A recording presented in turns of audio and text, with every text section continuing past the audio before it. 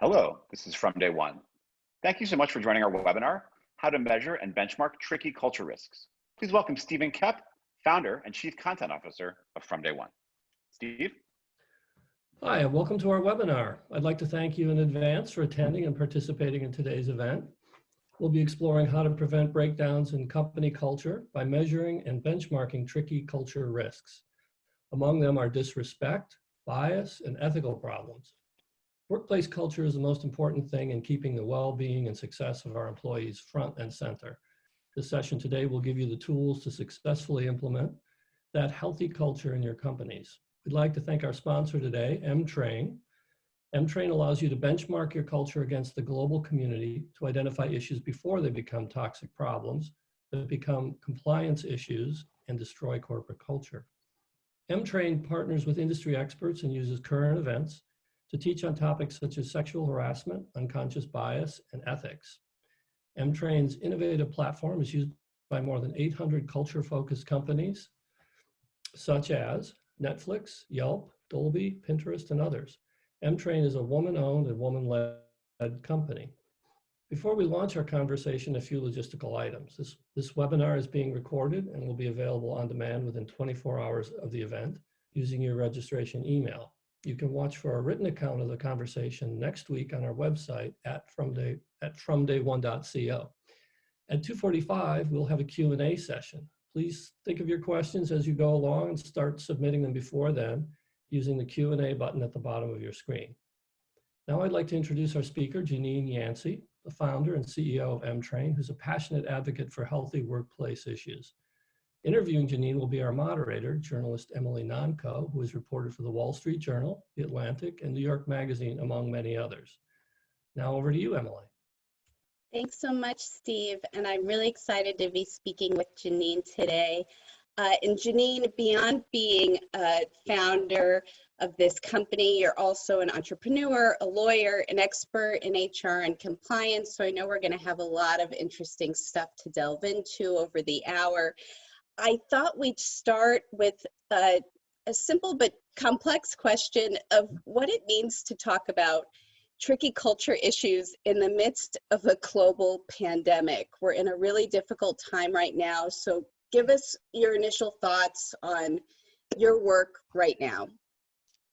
Thanks, Emily, and totally excited to be here chatting with you as well. So, you know, I think it probably strikes many as maybe a luxury to talk about our workplace culture as we're facing a scary pandemic and an economic crisis that we haven't seen probably in 100 years. Mm-hmm. But really, it may be in a counterintuitive way. This is, you know, a crucial time to be thinking about tricky culture issues. And so let me just kind of frame that and explain what I mean by that. So over the years, you know, I started off as an employment lawyer, litigator, and then morphed into an entrepreneur, as you said. And over the course of my career, I've been able to stem everything back to our culture really rests on our ethics, our respect, how we treat each other, and our inclusion. Right. So as we go through and navigate these choppy waters, how we act right now is going to have some really far-flung consequences, and I think more impactful than they have been in the last 10, 15 years. Yeah, so flesh that out for us a little bit. Why will the impact be different now as opposed to, say, past downturns? Yeah, so I don't know if folks have realized this, but this is going to be our first downturn in the age of social media. So that's number one. So if you think about our last downturn about a decade ago, that was pre-Twitter. You know, LinkedIn had not gone public yet. Facebook had not gone public yet. I mean, we didn't have social media, right? And so now we have social media, and then you combine that with our changing demographics. So folks that are millennials and Gen Zers grew up in the age of social media. So they've just been raised to share their experiences, and they're kind of the feedback culture, if you will. So, you know, as soon as something happens, they're sharing it online. And so those two variables coming together I think are going to trigger a paradigm shift. And let me kind of walk us through just a couple examples that are almost in real time.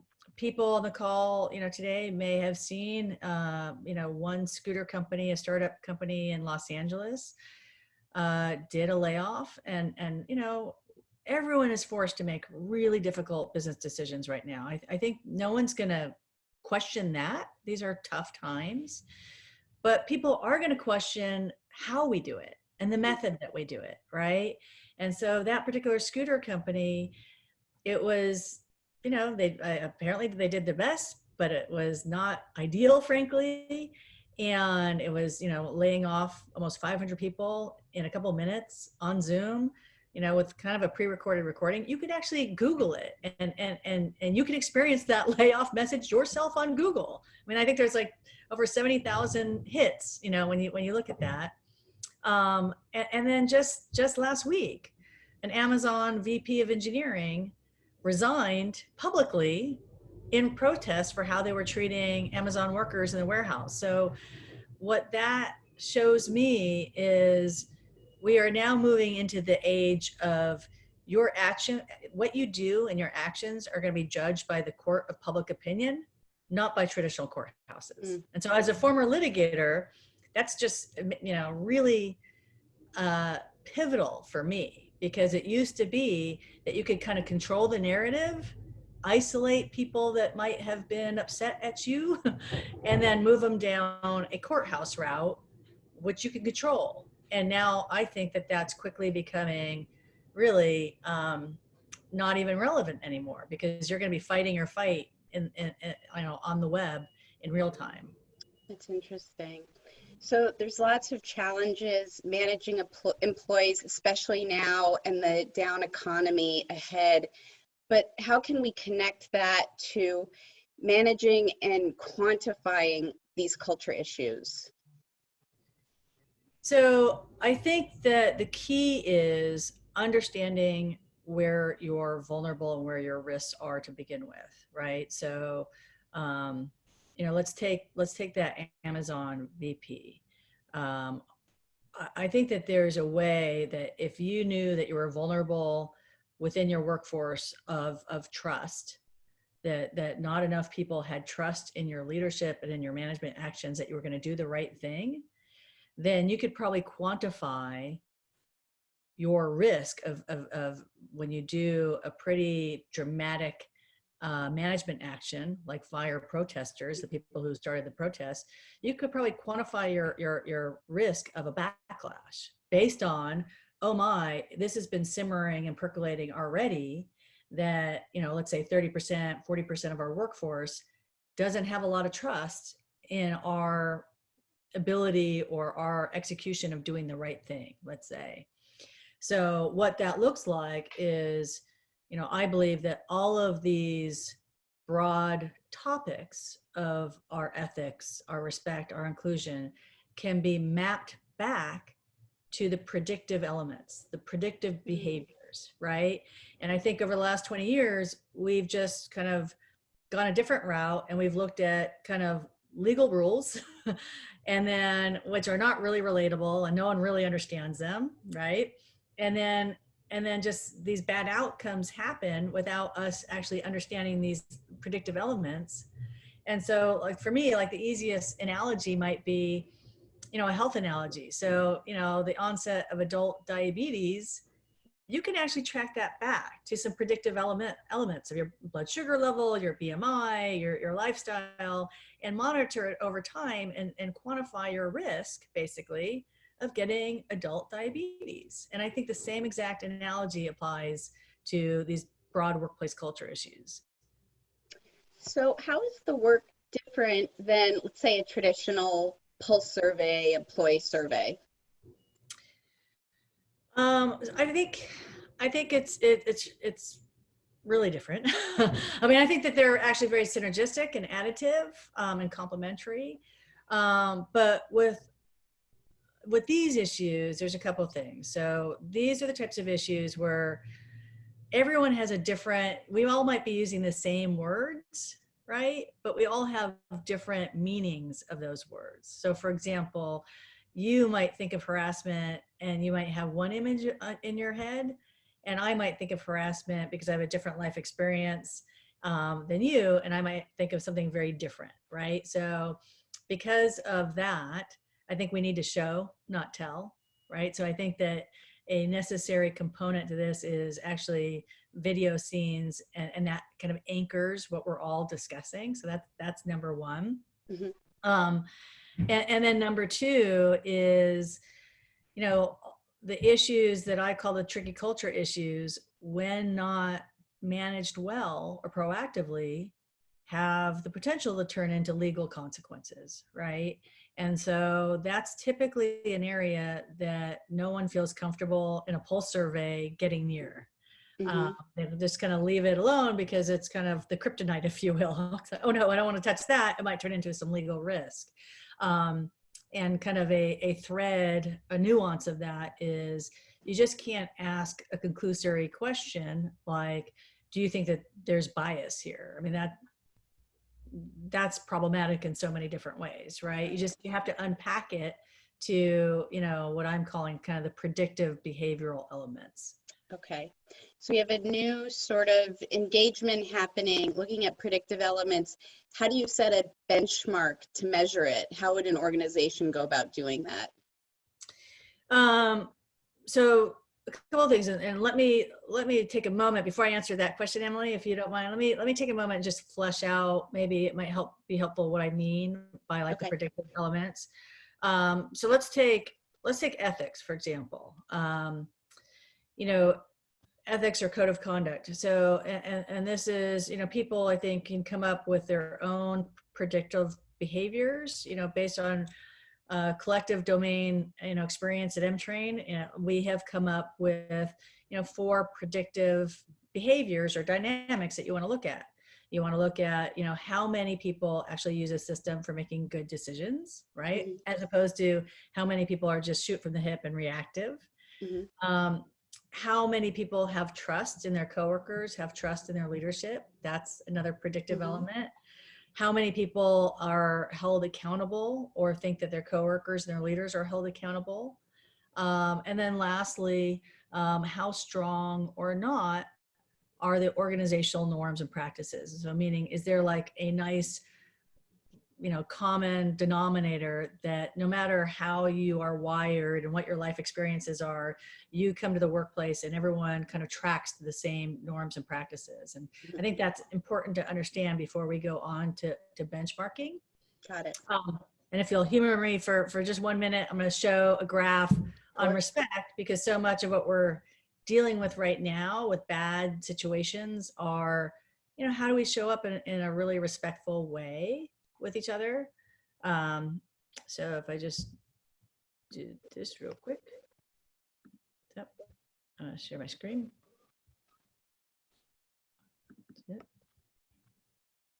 Sorry. So hopefully this is something that folks can see. And so with respect, and then we'll get on to benchmarking.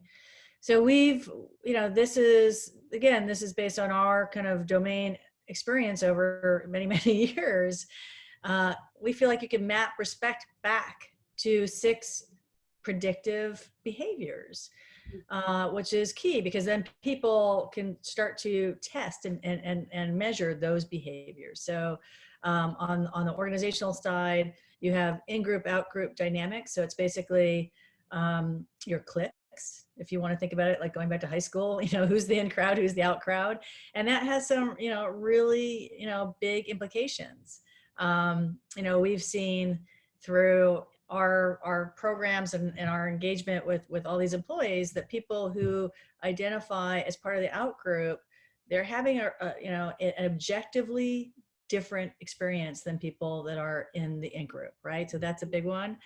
Power dynamics. So how many people understand the implications of their power?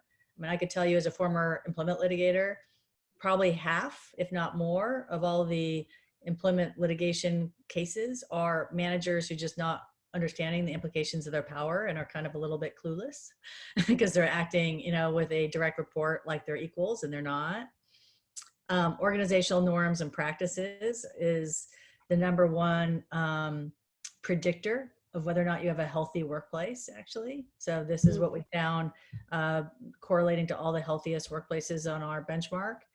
And then if you look at the individual predictive behaviors, it's unconscious bias. So, you know, how many folks bring their biases to work without managing it, without having a system to manage those biases.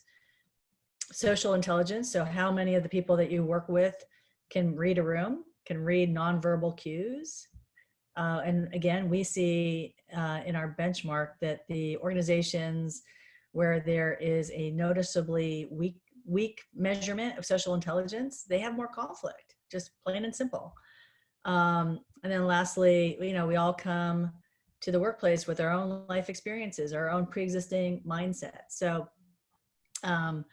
those, you know, those are our ideas of kind of predictive elements, predictive behaviors for respect. But I think people can, you know, identify their own, but this is what we're recommending.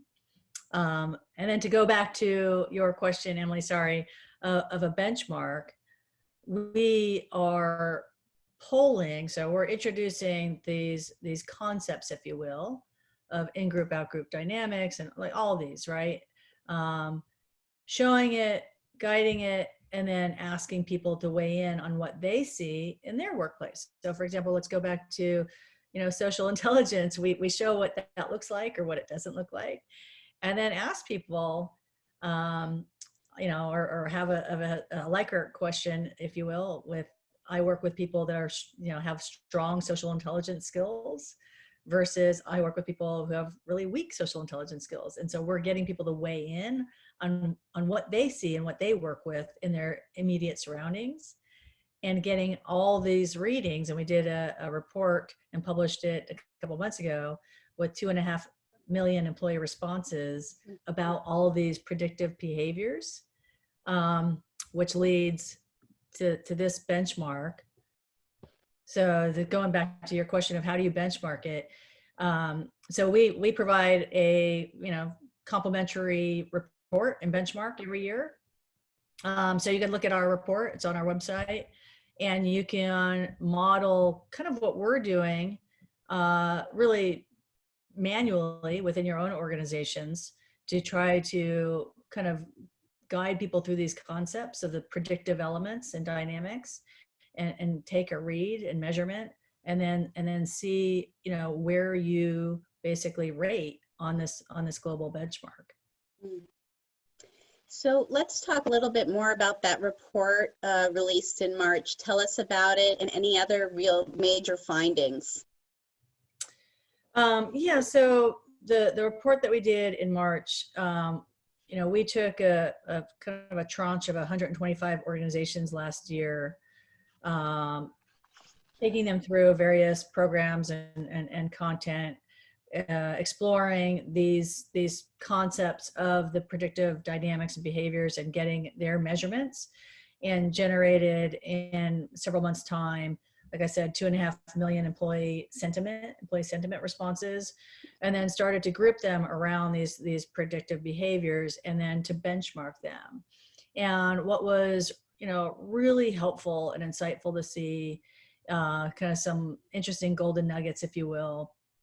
64% of all the employees said that the biggest source of conflict that they experience and they see in their workplace stems from in-group, out-group dynamics and power disparity issues, right? And so that was helpful because it's really objective, it's pretty concrete, and we have a word cloud so that people are allowed to, you know, submit their ideas of what the in-group, out-groups are within their organization, so that the stakeholders can see it and then actually be really focused on solving it. But like the in-group, out-group dynamics, for example, you know, that was pretty eye-opening for many of us. I mean, it makes sense when you think about it, if you just kind of revert back to high school and who's in the in crowd and who's in the out crowd. I mean, I think we can all kind of relate to that, but, you know, evolve that into what does that look like and how does that show up in our professional life. And what we saw was what that looks like is we had scenes, if you will, video scenes of situations, and we had a clear in-group person and a clear out-group person interacting, and had the whole global set of learners color code, which is what we do, and rate people's actions. And what was, kind of fascinating / dispiriting, demoralizing, was that when a out-group person experienced disrespect, everyone said, oh, that's not so bad. And they rated it kind of light, more lightly than our experts rated it. And then conversely, if an in-group person did something disrespectful, again, the whole global audience basically gave them a pass and said, oh, that's not so bad. And so what that showed us is, if you're part of an out-group, demographic within your organization, you really are experiencing a worse employee experience. So things like that were interesting. I want to kind of point to, because this was actually helpful to see. So going back to our predictors, the really established norms and practices is where we can all really, we can move the needle on all of these if we actually know what the measurements are, and we can focus on it. But the number one variable that can help any company is just, in a really intentional way, building up our organizational norms and practices. So that's, kind of an intentional culture, because if you don't build that up, it's a vacuum and anything kind of, becomes the culture. But if you build that up, then despite people's biases, their social intelligence skills, everyone then starts tracking to kind of a shared understanding of, this is how we work together. And I'll just go to this benchmark. If you look at this, and this is all in the culture report that is on our website. So the healthiest company here was where 75% of the people thought that they had a really healthy company. So they reported on all the issues, yes, we have a really healthy company. And it correlated with really strong measurements in all of these predictive behaviors too. And we just pointed out that it correlated in a strong measurement of everyone saying, yes, we have really strong norms and practices here. And then the opposite is also true. So the least healthy company in our benchmark of 125 companies was, less than 25% of their workforce, and this was a 10,000 person workforce, thought it was a healthy company. And, a corollary to that was less than 25% of that workforce thought that they had good norms and practices. So that shows us that there's some correlations, and that when we see what the measurements are, we can actually start to focus on what's weak, what's vulnerable. Similar, going back to the diabetes, analogy, you can start to focus on what you need to work on and improve your score. So that March report is based on 2.5 million employee responses. Tell me what's happened since then. Have you brought in more responses? How have you built off the report? Yeah, so we're at this point, we now have 8 million responses, employee responses. So, it's exponential, which actually ends up benefiting everyone, right? Because it's more and more data that we'll be sharing with the public, and sharing with, okay, these are the predictive behaviors that you really need to watch and measure, because these can either cause company health or company toxicity, basically. And along with that, we're working with the first kind of tranche of 125 companies, and kind of cycling back, because I look at this as one big kind of constant feedback loop, right? Cycling back and working on those areas, those kind of behaviors that they really need to focus on, and kind of coming up with our suggested remedial plans, if you will, on the weak points. So with all this sort of valuable insight, employee feedback, what happens next? What are you supposed to do with it? How do you take action around the insight? So my suggestion to everyone is, as we're going through these difficult times, even more than when times are easy, what I'll broadly call the culture keepers really need to stay in constant communication, directly with people to get a finger on the pulse. But then also, the more that they can introduce these concepts and get people to weigh in. And Emily, we actually have everything that is on YouTube, and I mean, from our website and our YouTube channel, people can actually use any of our media, any of our assets complimentary, so you don't need to buy a solution. But my recommendation is that people introduce these concepts. In our culture report, we lay out all the predictive behaviors that we're identifying in these 3 broad pillars, and and guide people through these concepts in like a short lesson or a video, a YouTube video, and ask some questions in a way, and this is another key component, in a way that people can respond anonymously. Because we know from years of experience that you need to figure out a way to allow people to respond anonymously, and they'll be super candid. And that way you get this interesting kind of information and data that allows you to really focus and be strategic as a culture keeper. Thank you so much. So interesting. We're about halfway through, so I want to just briefly pass it back to Steve, who's going to address the audience. Do we have you, Steve? Hi. Yes, we do. Hi, everyone. I'd just like to remind anyone joining our webinar in midstream that we're from day one, and we're exploring how to measure and benchmark tricky culture risks. Our sponsor is Emtrain. We'll be doing a Q&A session soon, and you can start submitting your questions using the Q&A box at the bottom of your screen. Now back to you, Emily. So Janine and I have been talking about how to get employee insight, measuring tricky culture issues, what to do with that insight, and creating action plans around it. We've already got some great questions coming in, so we'll move toward those, and please send more and we'll get to them. Also, there was someone curious about accessing the resources, and that's been answered within the Q&A. So if you're interested in checking out these resources after the webinar, just check the Q&A and you'll be able to get that information there. A really good one from Mary Ann, something that I've certainly been thinking about in this age of social distancing. She's curious about nonverbal cues during social distancing because it's really hard to read a room with video connections. We're on the phone more. Our engagement has completely shifted. So Janine, what are your thoughts on measuring in this new world we're living in? So, Marianne, that's totally an issue. We're seeing it. And we actually have a freemium lesson coming out on it. I was just looking at it yesterday, and it's good.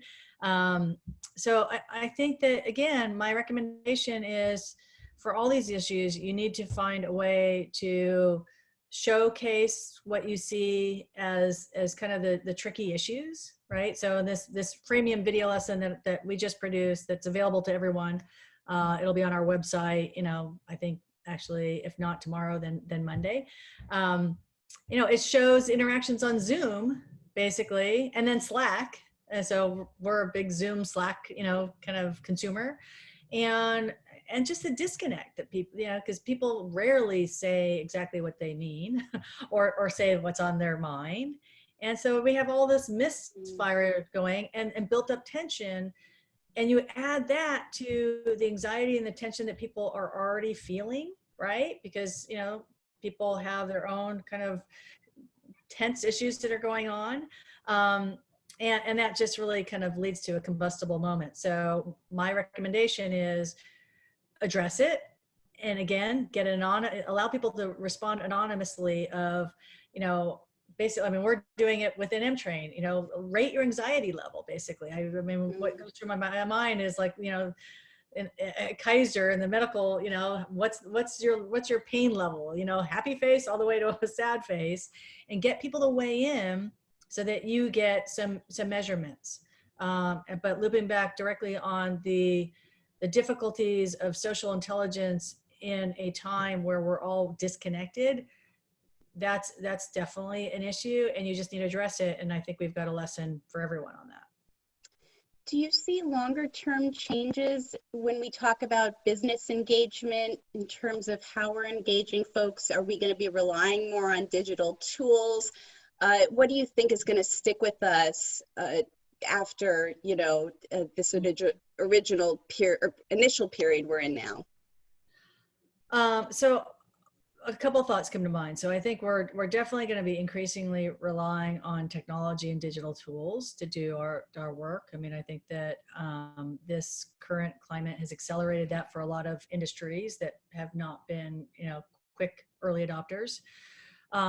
But then, what I see in my area of domain expertise is really how we all interact, whether positively or not, in a workplace. And I think that lasting change coming from this current situation is going to be that culture keepers are going to have to, I think of it as like breaking the black box, meaning it's just this obscure, understanding of where is everyone at, what's really going on.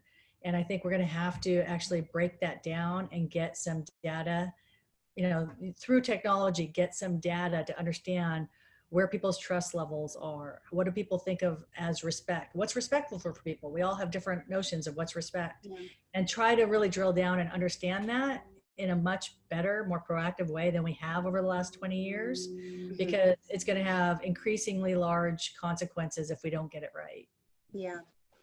I'm going to come back to the Q&A here. Lorraine has asked another great question, thinking about how people have strong negative responses oftentimes if they feel quote unquote accused of bias or prejudice. So how do you train in a way that educates with intention and kindness so it goes down easy? Okay, I love that question because that's completely our perspective. I have been a long believer that as soon as you say anything that's kind of castigating, the person that you're talking to, their ears close. I mean, they're just like, they're done, right? And so the challenge definitely is to introduce these concepts in a way that people can receive them. And our perspective, our voice is we're all people. No one's perfect. None of us are perfect. Emtrain is trying to be like the kind of guiding light on this, but we're always learning. That's why that's, one of our mantras. We're always learning. And to introduce these concepts in a way that is reflective of that and supportive of that is helpful. So as an example, one of our big tools in our respect courses is what we call the workplace color spectrum. And we color code conduct, not people. So green is when we're all, very intentionally, respectful and we're our best selves. Yellow is pretty much most of us every day. Yellow is when we're just not thinking. We're kind of on autopilot. We're kind of reactive. Orange is when, we put our foot in the mouth and we say something that's disrespectful. And then red is toxic. And so through kind of color coding actions and not people, we depersonalize it. And we're encouraging people to say in a nice tone of voice, oh, that was kind of orange. So it's not, it doesn't make you a bad person. It just makes you human. Oh, that was, Emily, that was kind of an orange question. And then everyone just kind of smiles. And then, okay, I'm going to get back to the green side. Anything else beyond color where these tools that you found are effective to just shift conversation into new territory? It's really the color coding for like easy depersonalization combined with data, really, because then it just makes it objective and it's clinical. So I think, these are social issues, they're behavioral issues. And I think we're all wired to get our backs up when we think we're less than perfect or there's something wrong with us, right? And so the more we can make this as this is just clinical, like we all act this way, right? So let's take ethics, for example. If any of us see like, $100 bill on the ground, we're all emotionally reactive to want to go, pick up that $100 bill. It doesn't make us a bad person. It just means like, oh, we're human and that's how we react, right? And really, I think that's where we need to get to. Yeah.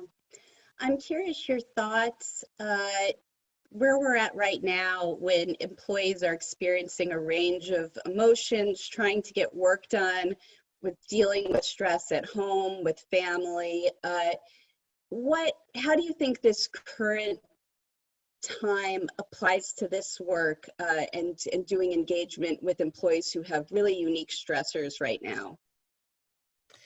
So I think it's important, and again, we've been thinking that too. So I hate to be a broken record, but we came out we produced a couple of lessons just for this time to acknowledge it. People, I think it helps to at least have your coworkers and your management team understand and acknowledge that some people are dealing with a rougher situation than others, right? We don't all come to this present time similarly situated. Mhm. You and I were just talking before the webinar started. I have a coworker who doesn't really have a great place in her home to work, and she's got 3 youngsters under the age of, I think, 6, and I'm like, oh, or maybe 7. And it's like, yikes. I mean, we all have different stressors, so to acknowledge it and to again give people a valve and a channel to give us their feedback as culture keepers. How anxious are you feeling? Strongly anxious, not anxious, a Likert scale, so that as company leaders, we then have understanding and a finger on the pulse of where people are at, and just keep that feedback loop going. Mm-hmm. I want to pull a question from Rebecca here from the Q&A. She asks, you mentioned the importance of anonymous surveys to get candid answers. There's also a risk of anonymous feedback channels stifling true, authentic feedback, creating a duality where people don't speak up in person but vent anonymously. How do you balance that? Yeah, so I couldn't agree more. What we do within our solution at Emtrain is the feedback is not public, right? So it goes to domain experts who, it's kind of like a curated version of Twitter, right? So if it was just like a mass Twitter, then I certainly agree that's not helpful or productive. But if you allow people an anonymous channel and then actually make public, so we actually can check a box to see which ones we make public. And the ones that we're making public are the ones that are actually generally helpful to everyone. It raises, it raises the level for everyone. Oh, Emily, you're on mute.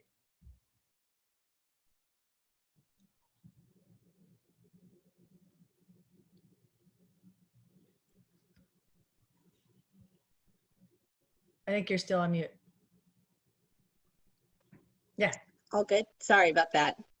I had a call coming through on my computer here, had to mute it out. Are we, let's see, moving on to, I'm going to pull up a question from Kathleen here, because this is interesting. Are there any companies in the existing data set that operate with a mostly completely virtual model pre-COVID? I don't think so, no. I mean, we actually partner with and support a lot of technology companies, and they're probably going to be the ones most inclined to have folks that are telecommuting. But I think even those pre-COVID, I don't think of anyone who's been completely virtual. But Emily, before I forget it, I also want to kind of point out that for culture keepers, I think that benchmarking has a really amazing personal benefit to it. Because I think it's just so common that HR leaders or talent leaders or compliance leaders are kind of struggling for a way to translate their contributions to the business in a really objective, tangible way for their C-suite. Yeah. And this makes it really objective, really visible. It's like, okay, our measurements were this in Q1, and I did X, Y, and Z, and now I've increased our measurements to this, 20%, 30% better by Q4. And I know, having served the HR profession for many, many years, this has been a need. and I think it'll be helpful. Right. Another question that came in, what's the role of leadership in creating a healthy and vibrant workforce culture? Where do you believe are the systemic failures so we can connect the dots and be able to address workforce culture more strategically? I love that question.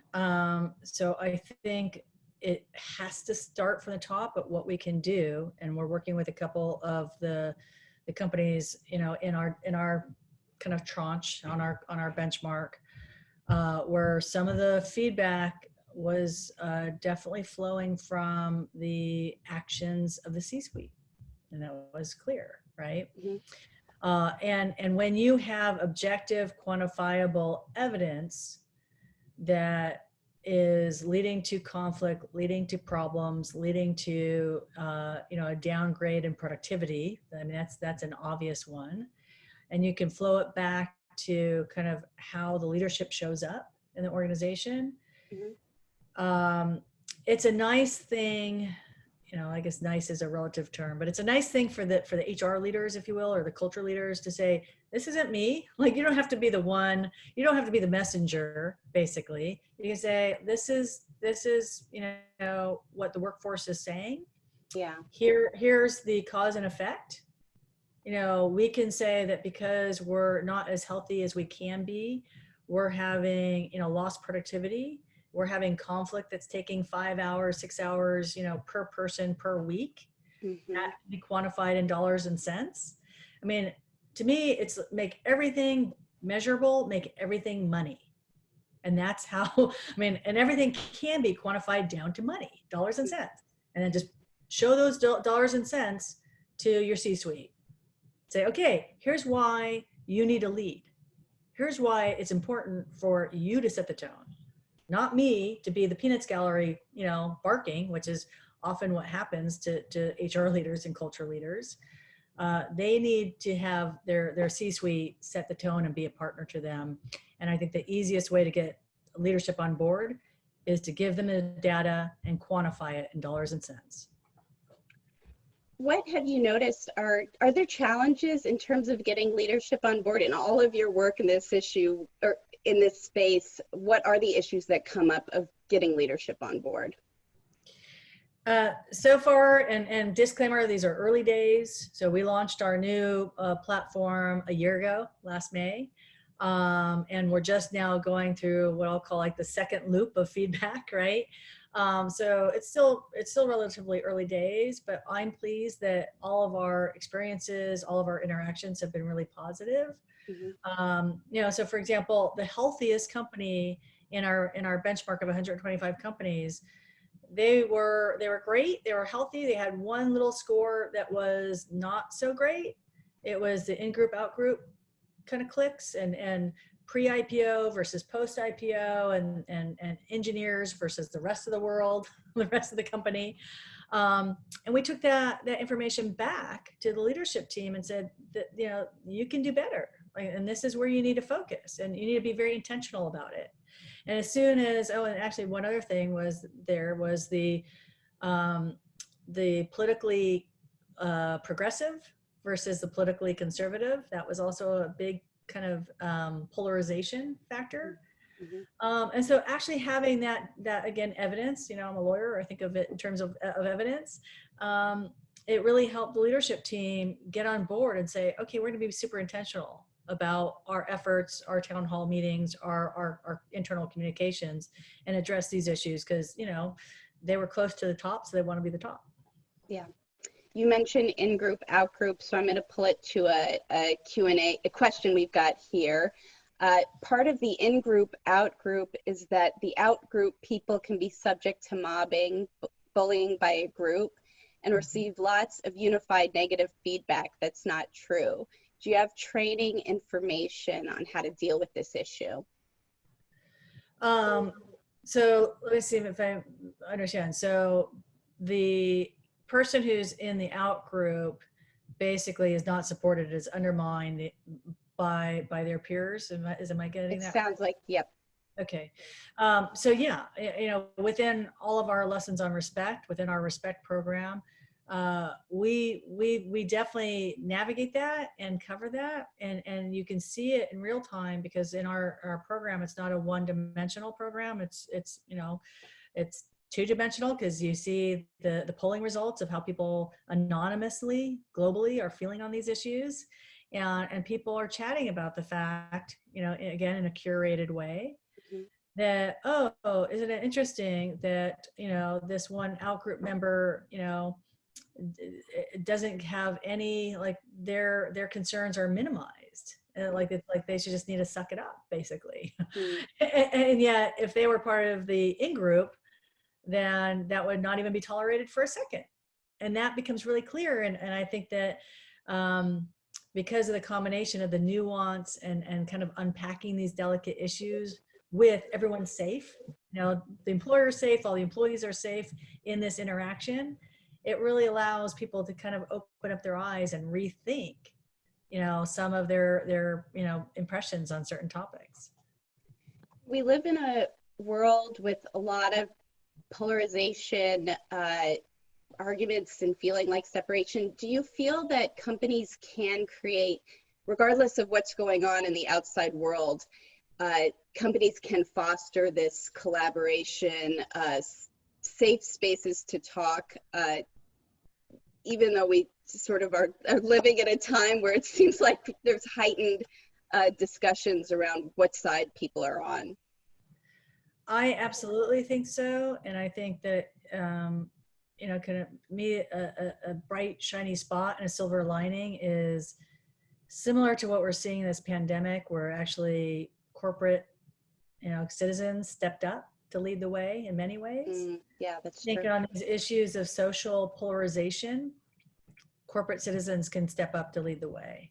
So what we're seeing socially is a vacuum. Like, there's just, it's just the mob rules, right? And so there's no facilitation, there's no one kind of bridging the gap and getting people to at least come to some shared understanding of what it means to be a human.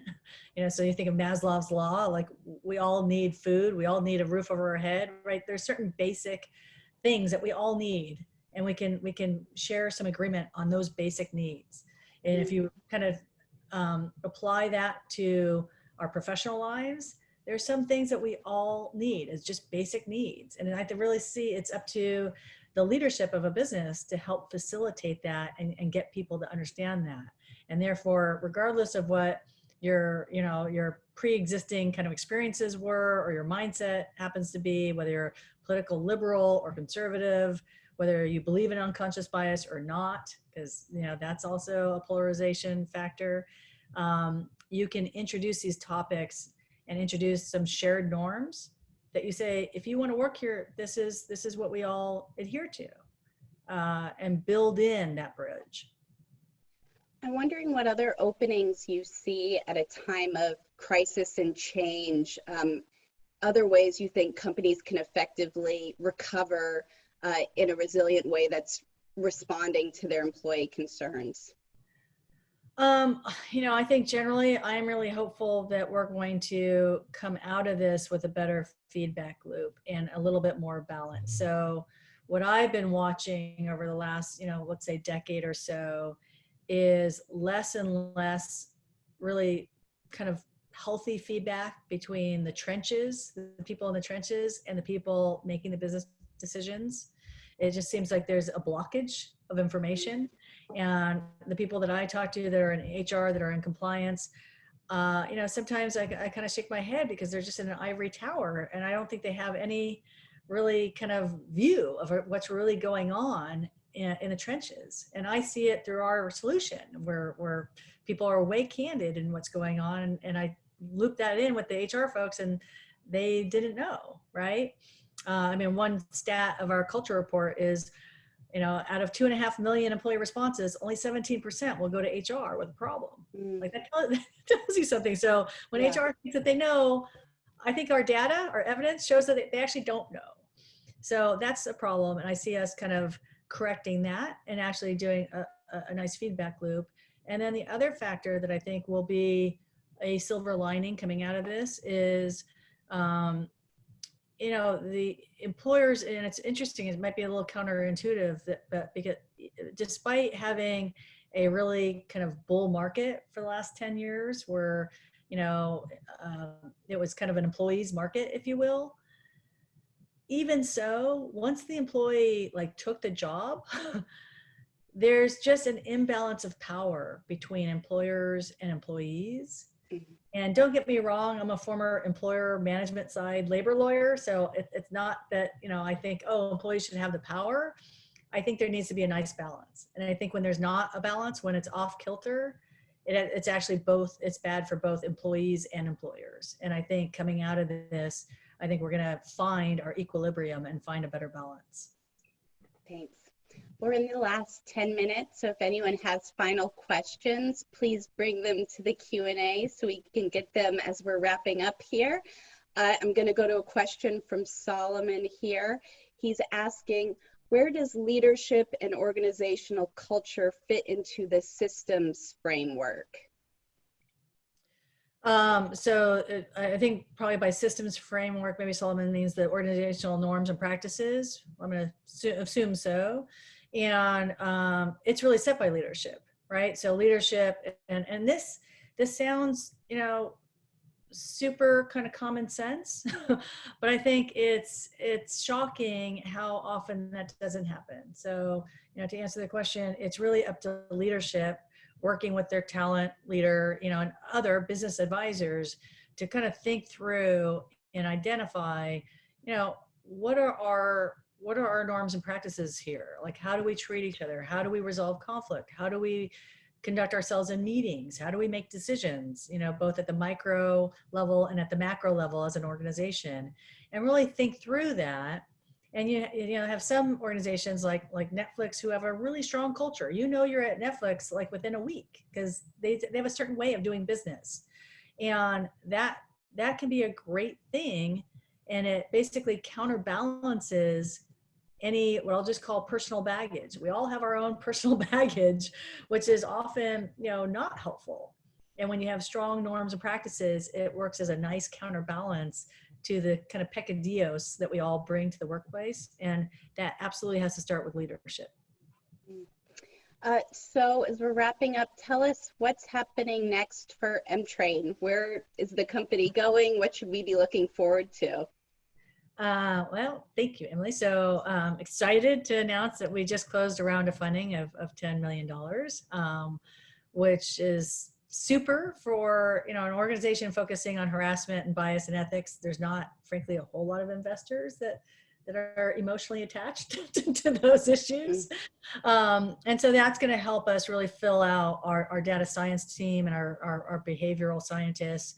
And build, we're basically taking all of this domain kind of knowledge and expertise and productizing it so that any kind of HR or culture leader can really operationalize it in a really efficient way and start to diagnose problems, measure them, and remediate. This is something I always ask everyone I interview, but I'm wondering, what questions should I have asked you? What is the kind of thing you recommend we all keep in mind and resonate with after this conversation? I guess the one thing that I would just encourage everyone to do is, like I said before, we pretty much make all of our ingredients available to everyone. And I would be sad to think that people aren't going to move down the road and try some communications because of budget issues. I mean, we're all dealing with budget issues. So I guess I would just leave people with, check out our YouTube channel. We're constantly producing new videos. We've got free lessons that are coming on our website. We've got the culture report that lays out all of the predictive behavioral elements.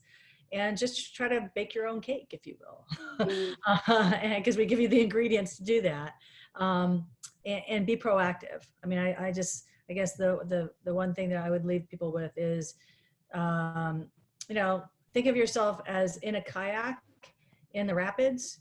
People who are not rowing, it doesn't fare well. You better row because there's rocks on both sides, and so you got to be proactive. You have to be strategic. I love that. And it looks like we can get in a last question from Sylvia. We've got a few minutes here. She's asking, what role, if any, is having a DEI plan? What does that role play? And is it connected in your opinion? It's absolutely connected. So I, for a long time, and it just seemed interesting how people were not looking at it the same way as I have been. To me, diversity, inclusion, diversity, equity, inclusion, compliance, business compliance, as well as HR, as well as leadership, they are all connected and they overlap, really. So the more you strengthen and bolster somebody's ability to be inclusive and to think about it naturally, the more you're strengthening somebody's ability to be respectful, because respect is just switching your perspective and understanding where somebody else is coming from, right? And ethics also relates to that too, because having a good system for making decisions allows you to be inclusive, allows you to be respectful. They all overlap. Well, I just want to thank you for sharing your insight. Just with everything going on, I think we're all thinking about how important it is to have employers who are paying attention to metrics like these, listening to their employees and creating plans around diversity and inclusion. So it's great to hear your insight, and I'm really looking forward to the work to come. Steve, if you had any final comments, I can pass it to you. Thanks so much. Sure. Hi. I noticed that the final question was, oh, here's another one. Actually, we have a minute for it. What is the best way to contact Emtrain to discuss potential training for nonprofits we work with? We have plenty of nonprofits, love nonprofits. So just go to our website, info at emtrain.com, emtrain.com, and we'll be happy to chat. Okay, sounds good. I noticed that one of the last questions was actually a comment, which I will pass along, Janine, to you and Emily. It said, it's from Anne, and she said, love the entire webinar. Very good. So instant Thank feedback. you, Anne. Yeah, thanks, Anne. I'm happy to share these ideas with folks. So thank you, Emily and Janine. That was a great conversation. Thanks again to Emtrain and to all of you for participating today. If you'd like to join us for more virtual events, you can head to our website, fromday1.co, and check out more of our upcoming webinars. Thanks, everyone. Be well. Super. Thanks, Steve. Thanks, Emily. Thanks, everyone. Thanks so much. Have a good one, everyone. Thanks so much for joining. This has been How to Measure and Benchmark Tricky Culture Risks. Please join us next week on Thursday, same time, for a webinar on keeping diversity at the forefront during crisis times. More information on that and all of our webinars is available at fromday1.co. That's FROMDAYONE.co. Thanks again for joining.